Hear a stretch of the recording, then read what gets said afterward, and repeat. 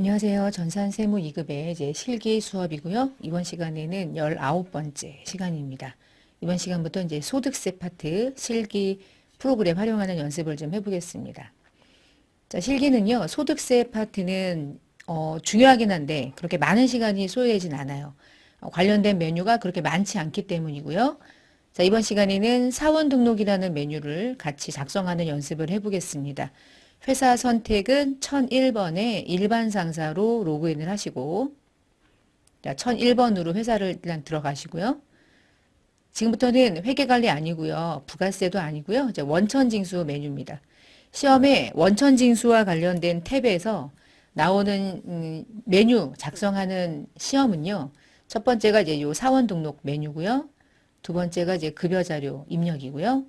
급여자료 입력을 하면 원천징수 이행상황 신고서가 만들어져요. 자, 이것도 같이 연결해서 시험 문제가 출제되고요. 독단적으로 따로 나오는 문제가 이제 연말정산입니다.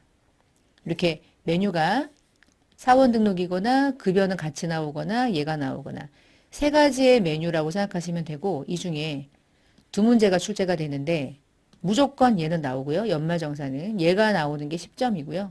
나머지 얘하고 얘 중에서 왔다 갔다 한 문제가 나오는 거예요. 그러니까 모든 메뉴를 다 활용할 수 있어야 되고 나머지 메뉴는 그냥 이렇게 신청서니까 아무런 의미가 없고 원천징수에는 소득세, 전자신고하는 메뉴가 별도로 출제되진 않고요. 부가가치세로 이제 출제가 되고 있습니다. 그래서 이번 시간에는 사원 등록 열어보시면 되겠어요. 자, 사원 등록 메뉴는 어떻게 작성하는지 여기는 이제 상용직 근로자들에 대한 사원을 등록하는 거고요. 4번은 그냥 주어지는 번 입력하고요. 자, 여러분이 이제 이름을 넣겠죠. 주민번호가 있겠죠. 자, 오른쪽에 이제 기본사항이 있고 부양가족이 있고요. 추가사항이 있는데 자, 기본사항은 입사일장, 그 사람의 인적사항을 입력하는 겁니다. 별거 어렵지 않아요. 자, 이 중에서 국외근로, 생산직 이런 것들이 조금 중요하고요. 부양가족 명세를 만드는 게 중요한 거예요. 우리가 이 한 사람의 부양가족을 입력하는 이유는 이 데이터가 나중에 연말정산할 때 인적공제가 되는 자료가 되고 이 부양가족들을 토대로 의료비, 보험료, 교육비, 기부금 등을 다 공제받는 기초자료가 되기 때문에 부양가족 입력은 뭐 어쩔 수 없이 중요하고요. 사원 등록이 시험 문제가 나오면 부양가족 명세를 부양가족을 입력하는 게 시험에 나오는 거예요. 기본사항은 입력할 필요가 없어요. 기본사항은 그냥 갖다가 넣는 것에 불과하기 때문에 자, 기본사항에 해당하는 내용들을 조금 볼 거예요. 자, 사원 등록 메뉴 중에서 국외 근로 제공, 생산직 여부, 퇴사 일자 그 세 가지가 가장 중요한데 메뉴를 좀 열어볼게요. 자, 여기 왼쪽에 보시면 국외 근로 제공이라고 하는 메뉴에서 이렇게 클릭을 한번 해보세요. 우리가 외국에서 근무하는 근로자에게 월 100, 월 300 정도에 해당하는 비과세를 적용한다는 거를 근로소득을 공부할 때 비과세 공부한 적 있죠. 만약에 이 사람이 그 적용을 받는 사람이면 선택을 하시고 그 적용을 안 받으면 입력을 안 하는 겁니다. 적용 받는 사람만 선택, 안 하면 선택 안 함. 그 다음 두 번째, 생산직 등 여부에서 여부 체크하고요. 그리고 오른쪽에 연장근로 비과세 전년도 총급여 되어 있는데 자, 요 얘기를 이렇게 한번 접근해 볼게요. 자, 이렇게 놓고요. 자, 우리가 생산직 근로자도 있고 사무직 근로자도 있어요. 우리가 시험 보는 거는 제조업이니까. 그러면 생산직 근로자인 경우랑 사무직 근로자인 경우랑 어떻게 입력하냐면 사무직 근로자는 부예요, 부. 생산직이 아니라는 거잖아. 그러면 사무직은 그냥 부를 등록하면 돼. 근데 이게 왜 중요하냐면 사무직 근로자가 부라고 입력이 된 건데 우리 사무직 근로자들도 연장 근무하면 연장 근로 수당을 받을 수 있지만 사무직 근로자는 연장 근로를 비과세 받을 수 없다고 그랬죠. 급여가 얼마든 상관없이. 그래서요. 생산직에서 부가 되면 생산직이 아니란 얘기니까 연장 근로는 아예 막힙니다. 회색 박스죠. 그러니까 입력이 안 돼요. 그냥 끝나는 거야. 연장 근로는 과세가 된다는 뜻이죠. 근데 만약에 해당 근로자가 생산직이다. 그러면 생산직에서 생산직이라고 무조건 일단 체크를 해줘야 돼. 생산직은. 그러면 생산직을 거는 순간에 얘가 열려. 지금 연장 근로가 자연스럽게 메뉴가 열린 걸 보셨죠?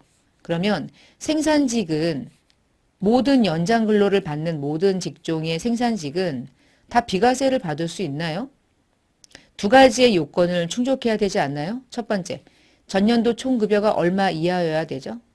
3천만 원 이하여야 하고요. 그리고 동시에 월정액 급여가 210만 원 이하일 때 그러한 생산직 근로자일 때만 연장근로 비과세를 받을 수 있잖아요. 그러면 여기 사원 등록이라는 메뉴에서 어떤 걸 체크하냐면 생산직이니 체크, 두 번째 연장근로 비과세가 되니 안 되니를 판단하는 기준은 여기의 기준은 전년도 총급여야. 전년도 총급여가 3천만 원 이하라면 연장근로를 여로 체크해 주시고 전년도 총급여가 3천만 원 초과자면 일단 연장근로는 붑니다. 왜 그러냐면 연장근로가 전년도 총급여가 3천만 원이 초과잖아? 초과면 이번 연도에 아무리 월정액 급여가 210만 원 이하여도 항상 비과세가 적용될 수 없죠. 항상 과세죠. 그러니까 여기서 전년도 총급여가 3천만 원 초과자인 자는 일단 연장근로가 비과세가 되지 않으니까 불을 걸어 주셔야 돼. 그게 기준입니다. 그러면 3천만 원 이하자는요? 일단 생산직 근로자들의 3천만 원 이하자면 연장근로가 비과세가 되는 걸로 여로 체크를 하는데 여로 체크했다고 그래서 이 사람이 만약에 김본인이라면 이 사람의 연장근로는 무조건 비과세가 되냐? 그거는 아까 메뉴 중에 급여 입력하는 메뉴 있죠? 급여 입력할 때 김본인이라는 사람의 월정액 급여를 거기서 확인하는 거야. 그 사람의 월정액 급여가 210만 원 이하면 그때 비로소 연장근로를 비과세가 되고요. 만약에 220만 원이면요. 거기서 다시 과세가 돼요. 그러니까 여기에서 연장근로가 비과세가 된다고 걸어도 과세가 될 수 있어요. 급여가 얼마냐에 따라서. 그건 급여 지급할 때 그때 적용이 되면 돼요. 그럼 여러분이 주의사항은 이 사원 등록 메뉴에서 생산직과 관련해서 생산직이면 체크해 주시고 사무직이면 부 거는 건 불변이에요. 그건 불변인데 거기서 연장근로와 관련된 부분에서 이게 부냐 여냐 이게 체크가 되는 기준은 전년도 총급여를 기준으로 체크한다. 전년도 총급여로 체크를 해주시고 그 전년도 총급여가 3천만 원 초과자면 과세. 그러니까 부. 3천만 원 이하면 여. 그리고 나서 얘가 여라고 해도 연장근로가 과세가 될 수도 있는 건 급여 지급할 때 그때 다시 한번 카운트를 하는 거예요. 그러니까 여기다가 등록할 때는 3천 이하인지 초과자인지만 가지고 판단하시면 되겠습니다. 그래서 이것도 되게 중요한 부분이니까 아까 사무직으로 돼 있었으니까 다시 일단 바꿔놓고 자 나머지 금액들은 보세요. 국민연금이나 건강보험이나 고용보험 같은 경우는 내가 보수월액으로 신고하는 금액에 국민연금은 본인이 부담하는 4.5% 보시면 제가 100을 넣으면 45,000원이 떨어지죠. 왜냐면 전체가 9%인데 회사가 부담하는 건 내 급여에서 징수될 필요가 없으니까. 그래서 여기서 계산되는 금액들은 전부 다 본인이 부담하는 거. 나중에 급여 자료에 자동으로 반영해야 되는 것들. 여기 있는 것들이 전부 다 급여 자료에 영향을 받거든요. 그래서 아주 중요한 기초 자료가 되는 거예요. 그래서 그렇게 생각하시면 되고 입력했던 거 지우시면 되고 자 이제 중요한 거는 부양가족 명세인데 부양가족 명세 넣기 전에 여기 추가사항에서 여러분 입력할 게 없어요. 건드릴 것도 없고요. 자 중요한 거는 뭐 하나만 설명드리면 소득세 적용률이 우리가 소득세 간이세액표 얘기할 때 원천 징수하는 간이세액표상 100%를 낼 수도 있고 좀 덜 원천 징수할 수도 있고 조금 더 많이 원천 징수할 수 있는 걸 본인이 선택할 수 있다고 그랬는데 만약에 난 120% 하겠다 그럼 120. 난 100이다 그럼 100 하는 거야. 특별한 말이 없기 때문에 그냥 100으로 가면 돼요. 100%가 기본이 된다. 얘를 건드리라는 특별한 말이 이때까지 나온 적은 없기 때문에 굳이 120, 80 구분하진 않습니다. 근데 만약에 바꾸라고 하면 그때 바꾸시는 거고요. 시험에서는 굳이 바꾸는 게 시험에 나오지는 않아요. 나머지는 뭐 그냥 기본 자료고요. 가장 중요한 거는 부양가족 명세예요. 근데 부양가족 명세는 여기다 이제 커서를 놓고요. 이 아래쪽에 커서를 놓고 F2 한번 조회 버튼 눌러주시면 1번은 소득자의 존속. 그러니까 신고하는 이 사람의 부모님. 근데 만약에 내가 부양하는 게 아니라 부양하는 자가 배우자의 부모님일 수 있잖아. 그럼 배우자의 직계존속으로 체크. 내가 입력하고자 하는 그 누군가가. 세 번째, 이 사람의 배우자를 넣겠다. 그러면 3번. 나의 자녀나 입양자를 넣겠다. 그러면 4번. 근데 5번도 직계비속이네. 근데 5번은 자녀나 입양자는 아닌데 직계비속이래. 이게 손자, 손녀, 손주를 의미하는 거야. 비속도 손주, 손녀 있을 수 있다고 그랬잖아. 그러면 얘는 자녀로 공제받고 얘는 자녀가 아니라고 그랬죠. 손자는. 그러나 둘 다 세법에서는 직계비속이라고는 부르는 거예요.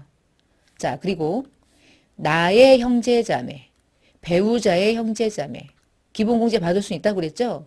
요건을 충족하면 소득금액 100만 원 이하, 그리고 나이는 20세 이하거나 60세 이상이거나.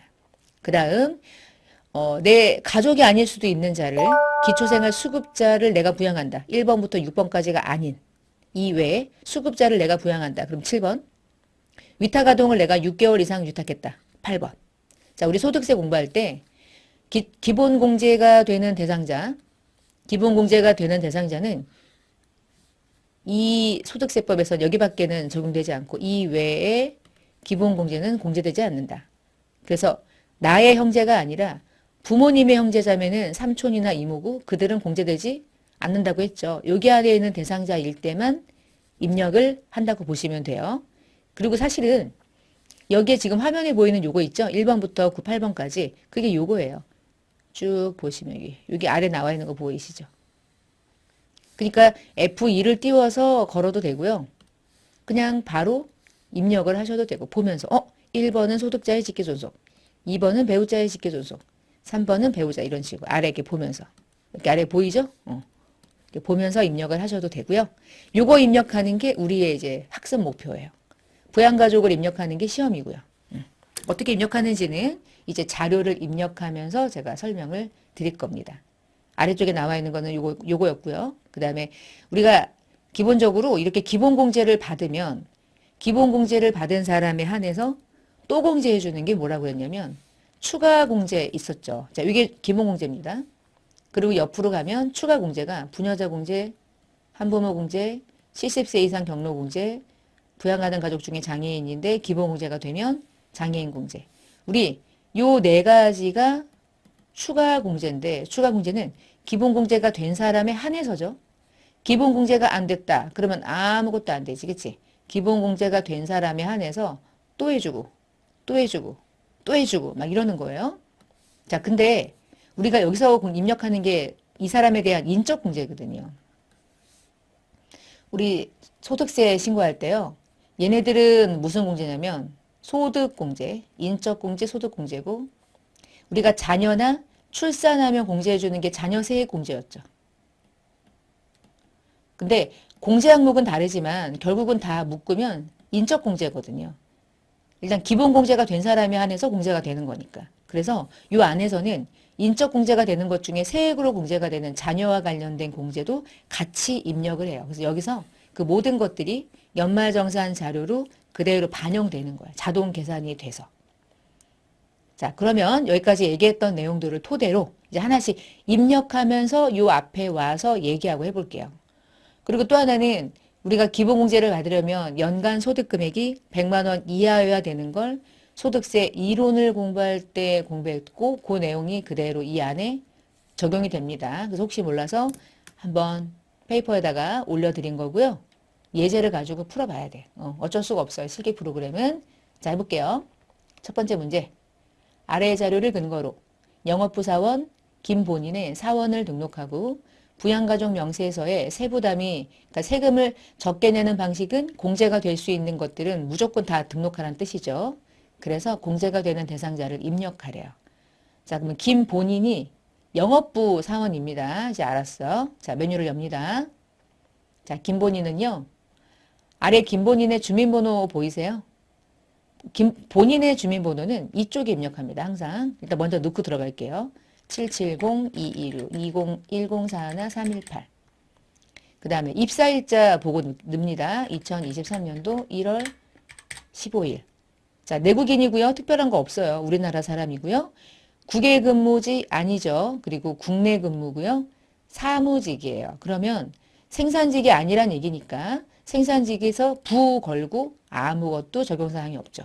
국내 근무니까 국외 근로 체크할 거 없어요. 그리고 주소는 입력하지 않아요. 주소 입력하는 게 그리 중요하지 않기 때문이고요.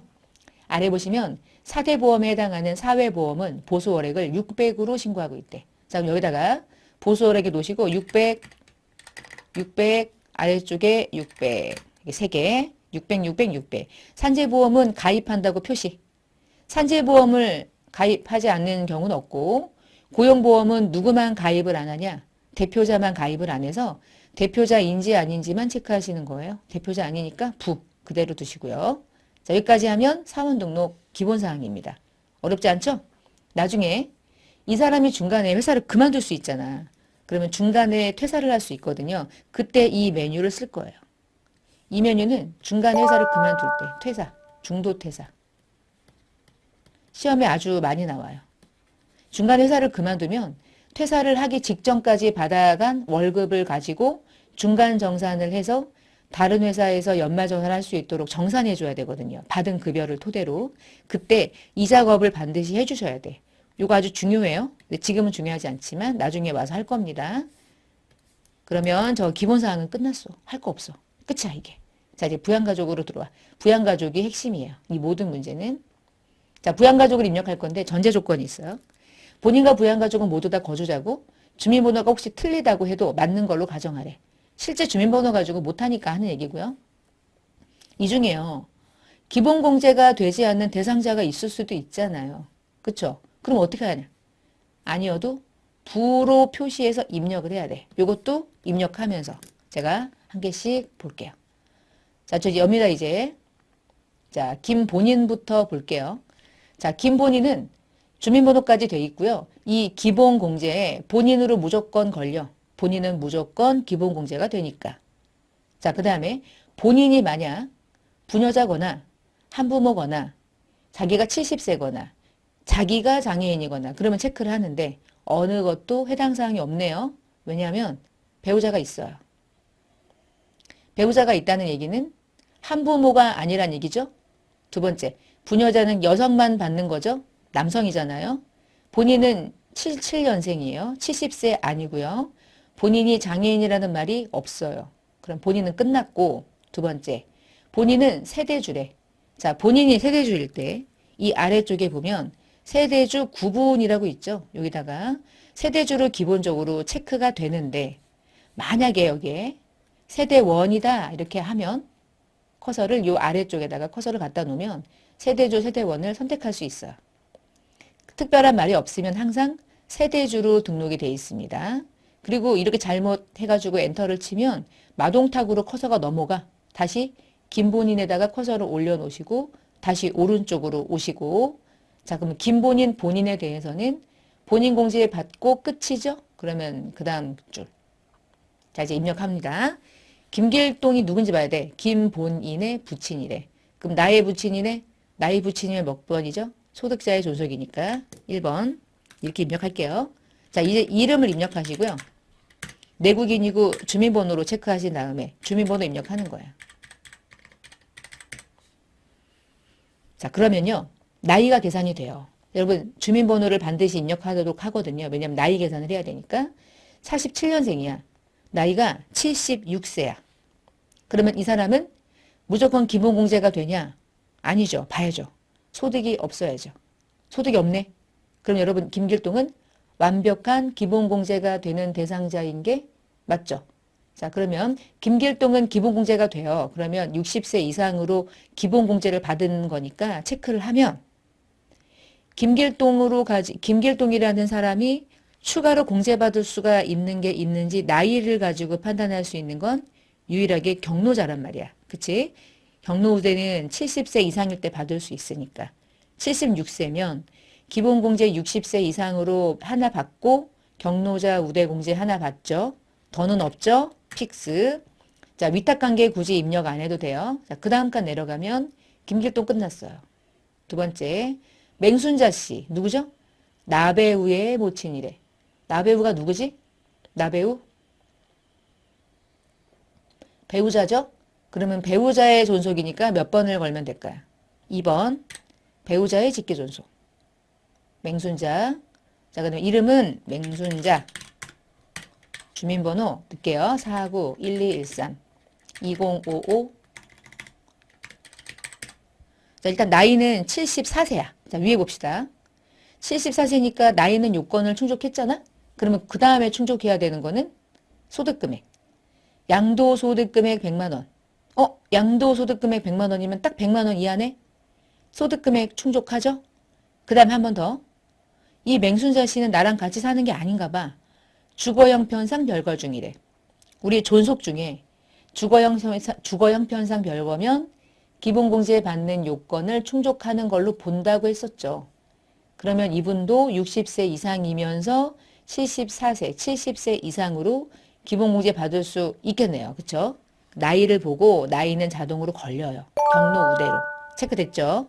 자, 그럼 맹순자 씨까지 해결. 이렇게 넣는 거예요. 자, 그 다음에 나배우는 누굽니까? 배우자래. 배우자는 3번.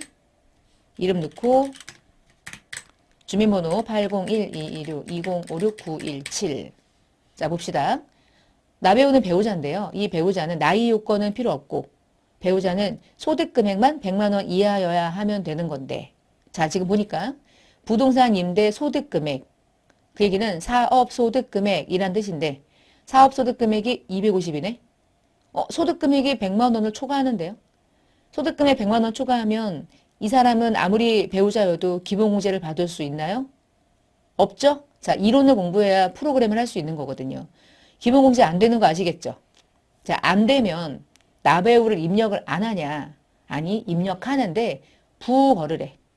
부걸면 아무것도 안 걸려. 근데 나배우를 왜 입력하냐? 혹시 나배우의 의료비를 공제받을 수 있잖아요. 의료비는 소득금액에 제한이 없잖아요. 그래서 반드시 입력은 하는 겁니다. 부양하는 가족이라면 반드시 입력을 해요. 단 기본공제에서 어떤 요건을 충족하지 않으면 그때 부 표시하는 거예요. 부는 공제가 안 된 걸로 입력한 거지만 그렇다고 해서 입력을 안 한 건 또 아니야. 입력해야 돼. 나중에 얘가 그대로 모든 자료가 연말정산 자료로 넘어가기 때문에 입력을 안 해버리면 나배우의 의료비를 공제받을 방법이 없어요. 이렇게 하면 나배우를 끌어올 수 있거든요. 그래서 반드시 입력을 하는데 그래서 문제에서 알려주는 거야. 기본공제가 안 되더라도 어떻게 하래? 부표시하래. 이거 한 거야 지금. 부표시. 반드시 입력하고 공제 안 된다면 부 표시하는 겁니다. 나배우 입력하는 거고요. 공제는 안 돼요. 자, 이제 김토성을 볼게요. 김토성은 누굽니까? 자녀요. 자, 자녀면 우리 4번에 직계비속 자녀 체크하시고 주민번호 13062-4061-316. 자, 10살이에요. 20세 이하죠? 소득만 없으면 되죠? 소득이 없대요. 완벽해요. 그런데 20세 이하면 일단 여러 가지를 봐야 돼. 20세 이하면 부녀자는 절대 아니죠. 한부모도 아니죠. 경로자도 아니죠. 근데 이 자녀 오른쪽에 보세요. 장애인으로 중증환자 장애인이래. 그러면 이 자녀는 기본공제 받으면서 모두 받아. 그치? 장애인 추가공제도 받는 거야. 자, 장애인 추가공제 여러분 3개거든요. 장애인복지법, 국가유공자, 중증환자 3개 중에 해당되는 장애인 항목을 걸어주셔야 돼요. 중증환자 선택. 자, 그 다음에 이 자녀는 몇 살입니까? 계산되죠? 10살. 10살이면 8세 이상이죠. 자, 8세 이상부터 20세 이하까지 기본공제가 되는 자녀는 자녀세 공제도 받죠. 한 사람에 15만 원, 두 사람도 15만 원, 3명부터는 30만 원. 그러니까 자동으로 지금 동글뱅이 쳐진 거 보이죠? 왜냐면 자녀를 걸었는데 10살이고 20세 이하가 되는 기본공제가 체크가 되는 순간 자녀세액 공제는 자동으로 걸린 거야. 자녀세액 공제는 대부분 자동으로 잘 걸려요. 근데 한번 봐야죠. 자, 김토생으로 공제받을 게 꽤 있었어요.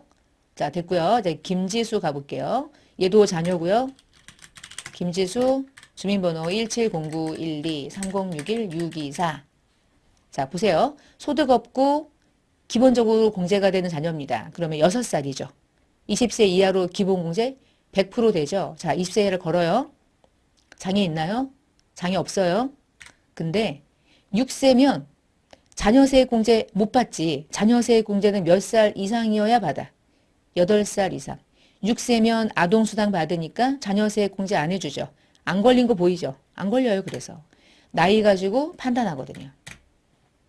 뭐 올해 태어난 거 아니니까 패스. 자, 이제 그 다음 자녀가 3명이나 있어. 다시 자녀.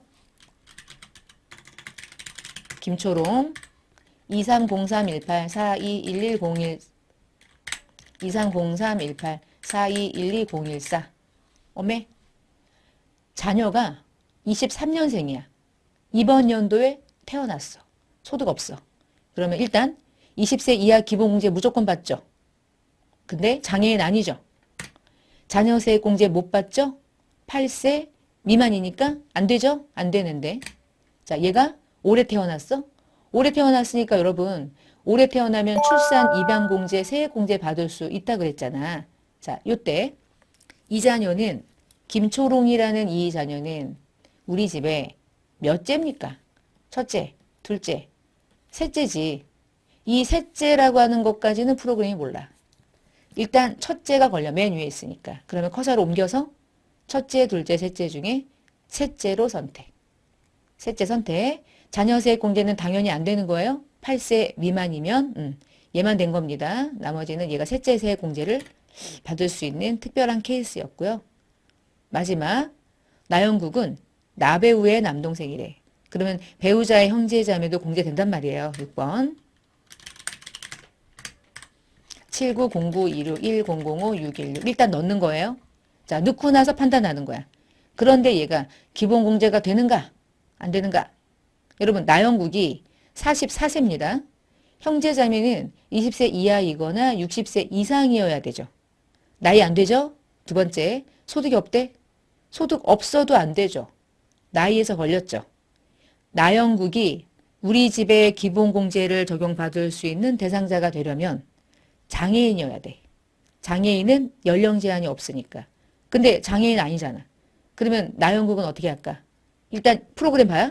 내가 부를 누르지 않았는데 일단 스탠바이 하고 있죠. 부 아니야? 부 맞죠? 공제 안 되죠? 부. 이렇게 거는 거야. 이렇게. 부. 그러면 나영국으로는 우리가 기본공제를 받을 수가 없다는 걸 입력한 거야. 자, 요까지. 이렇게 해서 이게 메뉴가 좀 길었으니까 이렇게 길게 늘어뜨리면 한 번에 보이죠? 자, 김본인의 부양가족을 이렇게 입력을 해봤어요. 이게 입력을 하면 이렇게 입력하면 이거 하나가 점수 5점 점수 100점을 가져가는 문제입니다. 이렇게 입력하는 거예요. 사원등록. 별거 없죠. 주의하셔야 돼. 하나하나 입력할 때 한 칸 한 칸을 잘 확인하면서. 자, 입력하면 자동 저장 답안지 있고요. 자, 다시 갑니다. 두 번째. 다음 자료를 내국인이고 거주자인 생산직 마동탁의 입사일자 확인하고 부양가족을 모두 다 넣고 기본공제가 되지 않으면 반드시 모든 시험은 부 표시하는 거예요. 항상. 자, 일단 마동탁을 열어봅시다. 마동탁 누르시고요. 자, 기본사항은 입력할 필요가 이제 없어요. 기본사항 입력하는 거 아니죠. 뭐 하래요? 부양가족 명세 입력하래요. 자, 그럼 부양가족을 열어주시고 마동탁부터 봅시다. 마동탁은 주민번호 입력이 돼 있죠. 자, 본인 들어가 있고요. 그러면 먼저 아래쪽에 좀 볼게요. 참고자료를 확인하면서 하시는 거야. 참고자료. 마동탁은 세대주고 가족관계증명서는 이 사람들 뿐이래요. 자, 마동탁이 세대주로 들어가 있나요? 네. 자, 마동탁에 대한 어떤 특별한 전제 조건이 없다면 마동탁은 기본공제만 받고 끝나는 겁니다. 그럼 끝났죠? 자, 올릴게요. 자, 이제 두 번째. 부모가 있고요. 배우자가 있고요. 자녀가 둘이 있고 이모가 있네요. 자, 근데 좀 특이한 게 뭐냐면 마수리가 부친인데 돌아가셨대. 자, 사망에 대한 내용을 좀 볼게요. 마수리, 얘 1번은 체크했죠? 자, 두 번째. 부친 마수리는 23년도 2월 28일에 사망했고 당해 소득 없었대요. 우리가 사망하면 사망일 전일이면 2월 27일 기준으로 나이와 소득이 없었는지를 확인하는 거죠. 53년생이면 무조건 받는 거야. 그러면 올해 돌아가셨으면 올해까지 받는 거 기억나요? 24년부터는 없는 거야. 그러니까 올해 사망하는 연도를 기점으로 사망하기 직전 상황에 의해서 이번 연도까지는 공제를 받는다. 그럼 마수리는 공제를 받을 수 있다. 올해까지. 자, 부친입니다. 소득자의 존속 1번 걸어주시고 주민번호는 530416-1033-160. 자, 70세였어. 그러면 60세 이상이면서 70세였지. 그러면 돌아가시기 직전까지 기본공제에다가 추가공제 받고 이제 이번 연도로 돌아가시고 끝난 거죠. 이렇게. 더 없죠? 장애인 아니고요. 자, 그러면 이제 두 번째 모친에 대한 얘기를 좀 봅시다. 모친 양지순 57년생이니까 무조건 되는 거죠. 자, 모친은요. 소득이 얼마냐면 국내 예금이자 1,500이래. 사랑스럽죠. 어머님 뭐 짱이죠. 여러분 예금이자는 국내 예금이자는 얘밖에 없다면 얼마 이하면 분리과세가 돼요? 2천만 원 이하. 2천만 원 이하가 분리과세가 되기 때문에 무조건. 그러면 어머니는 소득 금액이 없는 거잖아. 그러면 어머니를 양지순이라는 어머니를 마동탁이 부양가족으로 집어넣어도 양지순이라는 주민번호로 기본공제는 나 혼자 받는 거니까 전혀 문제가 없는 거지. 자, 넣어봅시다. 그러니까 소득 금액이 가장 중요한 거예요. 언제나 571201-2233-014 66살 그러면 60세 이상이고 특별한 거는 없죠. 그래도 60세 이상이니까 기본공제를 받는 게 어마무시하게 큰 혜택인 거예요. 자, 양지순 모친 그 다음 이제 유지운 배우자입니다. 자, 배우자는 일시적인 인적 용역이 500이 있었대요. 분리과세를 신청했대. 여러분 분리과세를 신청할 수 있는 이유는 500만 원이면 일시적인 인적 용역이니까 우리 60%만큼 필요경비 공제가 되는 거죠. 그러면 40%에 해당하는 금액이 5, 4, 20, 200이잖아? 우리 공부한 거. 기타 소득 금액이 300만 원 이하면 분리과세를 신청할 수 있다. 유지우는 똑똑했다. 본인이 이 금액 가지고 종합소득 신고해봤자 신고할 것도 없고 소득도